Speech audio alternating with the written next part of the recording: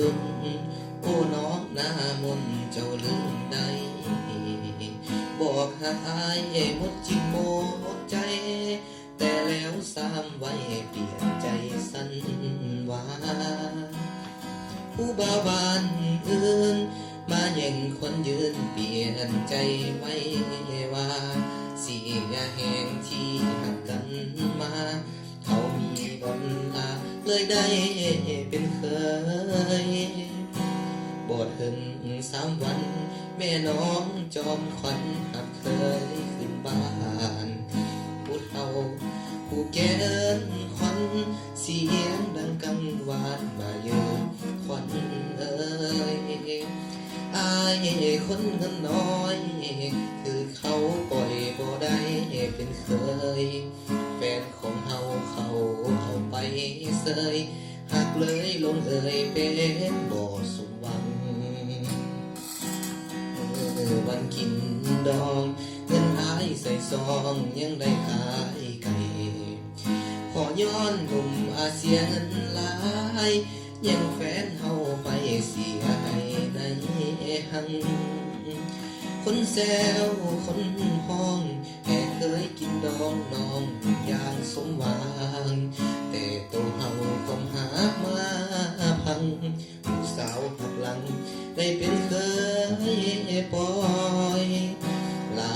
แล้วลาเด้อลาแล้วเด้อผู้สาวมีแอบเพิ่นให้เขาดมสองแก้มเปิ้นมันอายขอทางเดินจากขวัญชีวีหากมีศาสนาบุญสองน้ำหาพ่อหน้ากันไหมหากอายพังเสียหวังเสียใสอายบ่ลายจึงขายไก่สวยงาม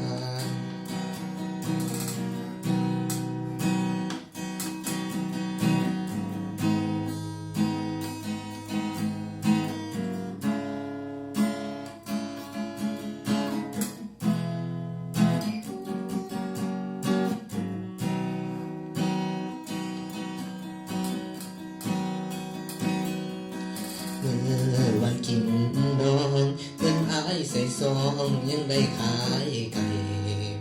ขอย้อนหนุ่มอาเซียเงินหลายยังแฟนเฮาไปเสียไก่ในหัง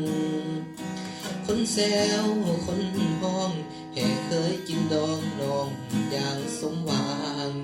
แต่ตัวเฮาความหักมาพังผู้สาวหักหลังได้เป็นเคยปล่อยลาแล้วลาเด้อลาแล้วเด้อผู้สาวมีแอบเพิ่นให้เขาดมสองแก้มเปิ้นมันอายขอทางเดินจากขวัญชีวีหากมี